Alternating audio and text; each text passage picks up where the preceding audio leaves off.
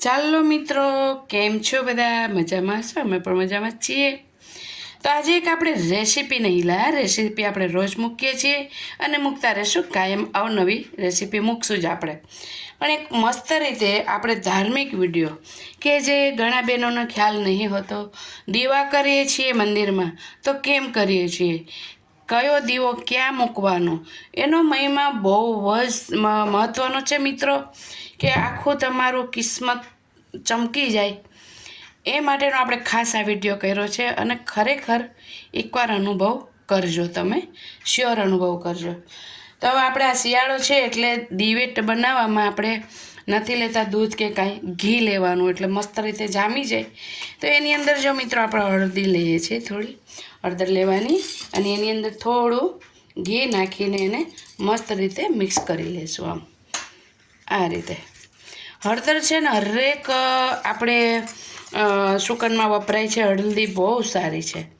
અને આપણે દિવેટ બધા બનાવે, ઘણા બધા બહુ સરસ સરસ વિડીયો આવે છે. આપણે એક અલગ રીતના જે દિવેટ બનાવવાની છે અને બહુ ખાસી વાર દિવેટ રહે પણ છે. તો આ જે દીવો બહેનોને ઘણીવાર ફાવતો નથી કે દીવા કેમ બનાવવા. બહુ ઈઝી છે મિત્રો. બને તો બહારથી દીવા બનાવેલા તૈયાર નહીં લેવાના. આપણને ખબર નથી કોણે કેવી રીતે બનાવ્યા, શું છે શું નહીં, શુદ્ધ નહીં હોતા. તો એટલા માટે આપણે આ રીતે આમ રૂ લેવાનું છે. આ રૂ લીધું અને આ રીતે આમ પોળું કરી દેવાનું. અંગૂઠાના માધ્યમથી એને આમ અંદર આ રીતે કરી દેવાનું. એટલે મસ્ત રીતે તમારો દીવો થઈ જાય તૈયાર. અને આ ઘી લેવાનું, એની અંદર હળદર નાખવાની અને આ રીતના આમ તૈયાર કરી લેવાનું મિત્રો. અને એકદમ અમરેલા ટાઈપ દીવો બનાવી દેવાનો આને.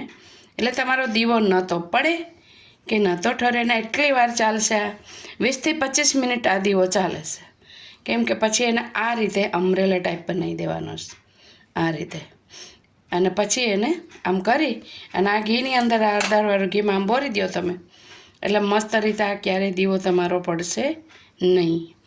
તો એ જ રીતે મિત્રો આપણે બીજો દીવો પણ બનાવવાનો છે. તો આપણે રોજ દીવા બનાવતા હોઈએ ને કરતા હોઈએ, કુળદેવીના હોય કે કૃષ્ણના, જે બી તમે કરતા હોય, આપણા ઈષ્ટદેવ જે બી હોય ને આપણે દીવા તો હરેક ઘરમાં થતા હોય. પણ મિત્રો એ આપણને જાણ હોવી જોઈએ કે દીવો આપણે શા માટે કરીએ, શેનો કરીએ છીએ. તો નોલેજ વગર બધું નકામું છે મિત્રો. એક દીવો તમારું ક્યારે ભાગ્ય ખોલી નાખે અને ભૂલ થાય તો ક્યારે ભાગ્યમાં લોક પણ વાગી શકે છે મિત્રો. તો આ ખાસ બહુ જ સમજવા જેવું છે અને આ વિડીયો શ્યોર ટાઈમ કાઢીને તમે જોજો. તો આ રીતે અમરેલા આ બહુ જ તમારે લાંબો ટાઈમ સુધી ચાલે છે આ દિવેટ.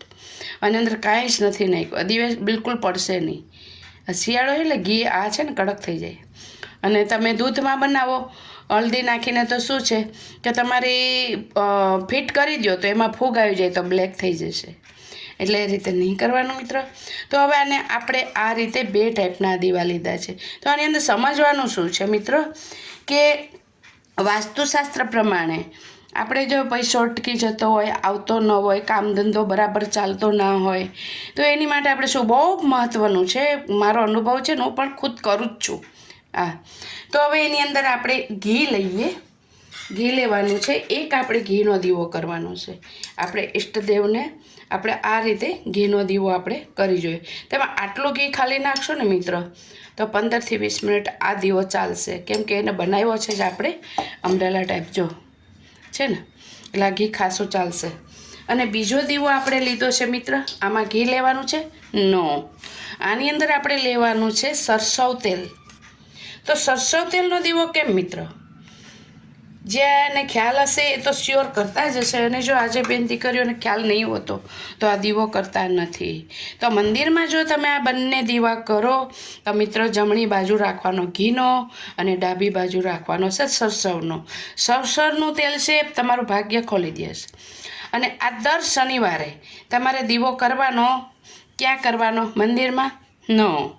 આ તમારે મેઇન ગેટ હોય ને આપણો ઉંબળાનો અંદર, બહારની સાઈડ જમણી બાજુ આ દીવો પ્રગટાવવાનો છે. તો એની અંદર આપણે 4 ચાંદ લગાવવાના હોય. લક્ષ્મીજીને આપણે એ કરવાના હોય પ્રસન્ન. તો શું કરવાનું? આ લીધું છે આપણે ચોખા અને હલ્દી આ બે મિક્સ કરીને ડબ્બીમાં રાખી મૂકવાનું મિત્રો. જ્યારે પૂજા કરીએ તો એક ચપટી આમાં મૂકવાનું અને એક ચપટી આની અંદર રાખવાનું છે. અને પછી આપણે એ દીવા પ્રગટાવવાના છે.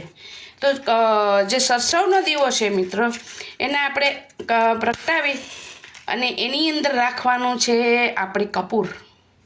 કપૂર નેગેટિવિટી કાઢે છે. ઘરની અંદર ઝઘડા ટંટા થતા હોય, પૈસો અટકતો હોય, ઘરમાં અશાંતિ હોય તો શાંતિનું એકદમ આ તથ્ય બહુ જ સારું છે. તો એક કપૂર અહીંયા મૂકી દેવાનું, બરાબર. અને 3 લવિંગ. આ રીતે તમે રોજ ના કરી શકો તો દર શનિવારે ખાલી ઉંબળાની અંદર આ વસ્તુ તમારે કરવાની. ખાલી 2 શનિવાર તમે કરી જોવો છો, ખબર તમને તરત જ અંદાજ આવી જશે કે ના શું આપણી પરિસ્થિતિમાં ફેર પડ્યો છે કે નથી પડ્યો. ના ઘીનો દીવો છે મિત્રો એની અંદર આપણે ખાલી પ્રગટાવવાનો છે હલ્દીને ચોખા નાખીને. તો આ આપણે મૂકવાનો છે મંદિરમાં એની તુલસી આગળ. તુલસીને હંમેશા આપણે ઘીનો દીવો કરવાનો. તો તુલસીને દીવો કરીએ તો મિત્ર ભૂલે ચૂકે પણ કપૂર મૂકશો નહીં, લોંગ મૂકશો નહીં. તરત જ સાઈડ ઇફેક્ટ બહુ જ થશે, ખોટી ઇફેક્ટ થશે. એટલે અહીંયા તુલસી માતાને આ રીતે જ મૂકવાનો છે. એમાં લોંગ કે કશું જ નહીં રાખવાનું. આ જે દીવો છે સરસવના તેલનો આ રીતે 3 લવિંગ કપૂર અને આ તમે જમણી બાજુ સંધ્યાકાળે ઉંબરામાં મૂકો, અંદર એન્ટર થતાં જમણી બાજુ ખાલી ઓનલી 2 શનિવાર તમે કરી જોજો કે તમારે આર્થિક કંઈ પૈસો રોકેલો છે, ઘરમાં અશાંતિ છે, નેગેટિવિટી તમારે ઘરની અંદર બિલકુલ આવશે નહીં મિત્રો. તો આ દીવાનું મને કેમ કે હું તો કરું જ છું અને મને આનું ખૂબ જ શાંતિ અને બહુ અનુભવ છે એટલે મેં કીધું ચાલો મિત્રોને આજે હું શેર કરું, મને ખબર છે. તો મિત્રો આવી રીતના દીવો કરી અને જો આ એકદમ ફેલાશે પણ નહીં મોટો ફેલાય, નહીં તમારો દીવો બગડે ક્યાંય. જો આટલો કેટલો સરસ છે, આમ નામ જ રહેશે. આખી દિવેટ બેઠી આ રીતે પ્રગટી દે. પણ બનાવજો આ રીતે. આ દિવેટને ફૂલ દિવેટ કહેવામાં આવે છે. ફૂલ જેવી બને છે એટલે આને ફૂલ દિવેટ, મોગરાના ફૂલ જેવી થઈ જાય એટલે આ દિવેટને ફૂલ દિવેટ કહેવામાં આવે છે. અને આ વિડીયો મૂકીશ મિત્રો તો શેર કરજો, લાઈક કરજો, સબસ્ક્રાઈબ કરજો મિત્રો. અને જરાય ભૂલશો નહીં. અને એકવાર પ્રેક્ટિકલ કરી જુઓ તમે મિત્રો તો તમને આનો ખરેખર અનુભવ થશે. અને જે આ દીવાની જ્યોત મોટી થાય ને તો સમજવાનું કે તમારા દિવસો હવે ખૂબ સારા આવી રહ્યા છે. એકવાર અનુભવ કરી જોજો તમે. એટલે મિત્રો લાઈક, શેર અને સબસ્ક્રાઈબ જરૂર કરજો. તો સર્વ મિત્રને મારા જય શ્રી કૃષ્ણ.